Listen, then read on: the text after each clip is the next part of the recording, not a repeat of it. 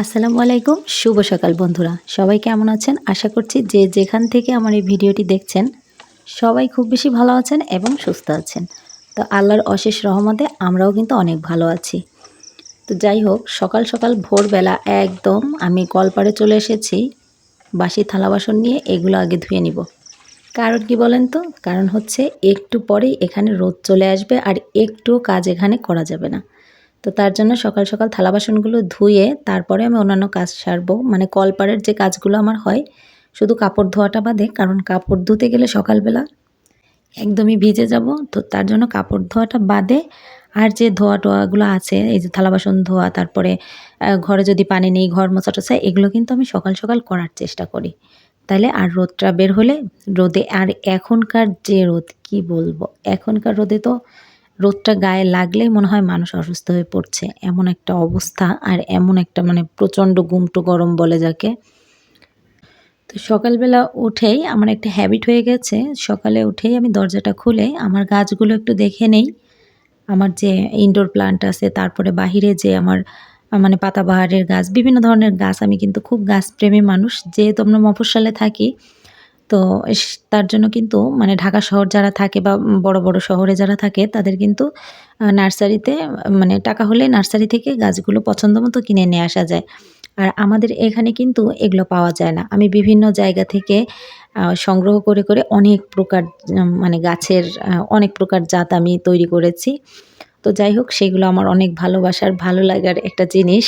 তো আমি সকালবেলা উঠেই আমার গাছগুলো দেখলে আমার খুব ভালো লাগে, এবং এই সামনে আমাদের যে ছোট্ট বাগানটা, আ অর্থাৎ হচ্ছে যে ক্ষেত আরকি, যেখানে সবজি লাগানো হয়েছে, সেখানটাতেও একটু এসে দেখি।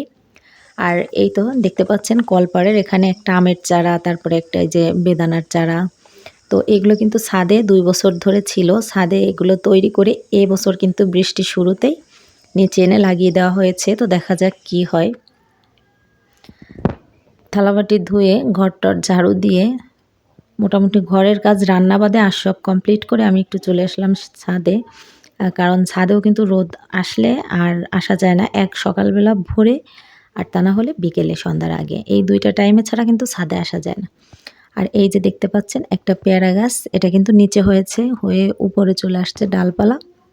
তো অনেক সুন্দর পেয়ারা ধরেছে মাশাআল্লাহ। সবাই মাশাআল্লাহ বলে দিবেন। কারণ এই ছোট্ট গাছে এবছরই ১ম ফলল। তো অনেক সুন্দর পেয়ারা হয়েছে। আর এইখানে হচ্ছে আমার মেয়ের বাবা। তো সে হচ্ছে এখানে চুপড় গাছ লাগিয়েছে। সে মিশন থেকে আসার সময় এই চুপড়ের বিচিয়ে নিয়ে এসেছিল। আমাদের আঞ্চলিক ভাষায় কিন্তু চুপড় বলে, তবে এটার নাকি নাম হচ্ছে রোজেলা। তো আমি নেটেও ঘাটাঘাটি করে দেখলাম এটা রোজেলা। তো আমার হাজব্যান্ড বলতেছিল এটা নাকি খুবই একটা এখন ডিমান্ডিং জিনিস। তো এটার চাষ করতে পারলে এবং এটার প্রচার করতে পারলে এটা নাকি অনেক দামে বিক্রি হয়। তো এটার পাতা থেকে শুরু করে তারপর যে ফলটা হয় লাল লাল, সেই ফলটা কিন্তু শুকিয়ে এটাকে রোজেলা টি হিসেবে বাজারজাতকরণ করা হয়। আর সেই রোজেলা টিটা কিন্তু বেশ মূল্যবান একটা টি। অনেকে অনেক রোগের জন্য এটা সেবন করে থাকেন। তো যাই হোক, আর এখানে ছোট্ট করে একটা কিন্তু করসলের চারা হয়েছে। ওই করসলের বীজগুলোও নিয়ে আসা হয়েছিল বাহির থেকে।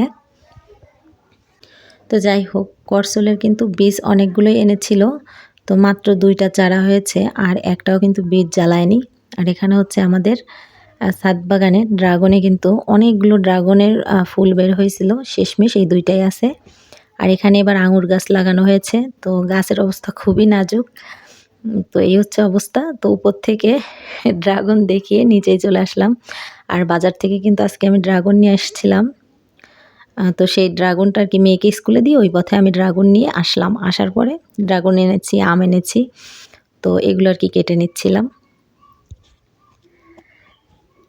তো এই ড্রাগনগুলো কিন্তু দেখতে বড় বড় অনেক ভালো লাগে, যেগুলো আর কি কেনা, কিন্তু অতটা মিষ্টি না। আর আমাদের যে ছাদ বাগানের গাছ, গত বছর 2টা হয়েছিল প্রথম, আর এবছরও মাশাআল্লাহ 2টাই হয়েছে। যাক, আশা করি সামনে আরও বেশি হবে। তো অনেক মিষ্টি, অনেক অনেক মিষ্টি।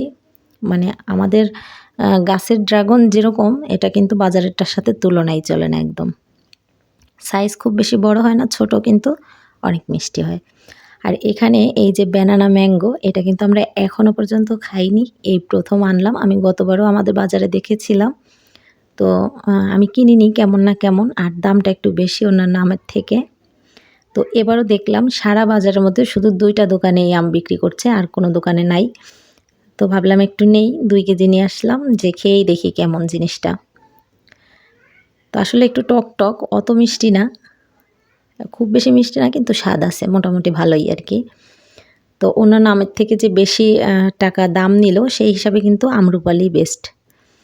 তো যাই হোক, মোটামুটি সব কিছু ট্রাই করে দেখতে হয়, সেটাই আর কি হলো। তো এখানে একটু ডিজাইন করে কেটে খাওয়া হবে, কারণ এখন রোদের মধ্যে থেকে আমরা আসলাম, তো তার জন্য। আর এই তো স্কুল থেকে আসা, স্কুলে যাওয়ার জন্য রেডি হওয়া, এর মধ্যেই মনে হচ্ছে যেন জীবনটা আটকে আছে। তো কী যে হবে এত লেখাপড়া শিখে আর এত কষ্ট করে, জানি না আসলে। মানুষ বলে না যে অভাগা যেদিকে তাকায় সেদিকেই নাকি শুকিয়ে যায়। তা আমার অবস্থা হয়েছে সেই। আমি অনেক ছোটোবেলায় বিয়ে করার পরে হচ্ছে গিয়ে, আমার বিয়ের পরে আমি লেখাপড়া শিখে অনেক কষ্ট করেছি, অনেক। তারপরে আবার পড়ালেখা শেষ করে তারপরে কিন্তু চাকরির জন্য প্রস্তুতি নিয়েছি, অনেক কষ্ট করছি। যদিও সে কষ্টের মধ্যে একটু ভেজাল ছিল, মানে সংসারও করছি, বাচ্চাও পালছি, লেখাপড়াও করছি, মানে কোনোটাই আর কি পারফেক্টভাবে হয়নি। তো এই আর কি। তো যাই হোক, তবে কষ্ট করেছি, প্রচুর কষ্ট করেছি, কিন্তু সব জায়গায় ব্যর্থ হয়েছি, কোথাও কৃতকার্য হতে পারিনি। শেষমেশ অনেক আশা নিয়ে একটা ইউটিউব চ্যানেল খুলেছিলাম। তো সেখানেও আশানুরূপ তেমন কিছুই নাই, ভিউজ নাই, লাইক নাই। তো এই আর কি, অভাগা যেদিকে তাকায় সেদিকেই শুকিয়ে যায়, এটাই আমার ক্ষেত্রে একদম পারফেক্ট যায় কথাটা। তো যাই হোক, এখন রান্না করে নিচ্ছি ডাঁটা, কাঁঠালের বিচি এবং চিংড়ি মাছ। তরকারিটা কিন্তু দুর্দান্ত হয়েছিল, অনেক অনেক টেস্টি হয়েছিল। তো কাঁঠালের বিচিটা অনেক মিষ্টি ছিল, এই জন্য কিন্তু তরকারিটা মজা হয়েছে। তো মোটামুটি আজকের অল্প কিছু কাজকর্ম আপনাদের সাথে শেয়ার করলাম, আর অফ ক্যামেরায় বেশিরভাগ করে নিয়েছি, যেহেতু 2 বাচ্চার একজনের পরীক্ষা চলছে, একজনের ক্লাস আছে। আমি অনেক মোটামুটি দিনে ব্যস্ত হয়ে পড়ি, পুরোটা দিনই ব্যস্ততার মধ্যে যায়। তো আজ এই পর্যন্তই। আল্লাহ।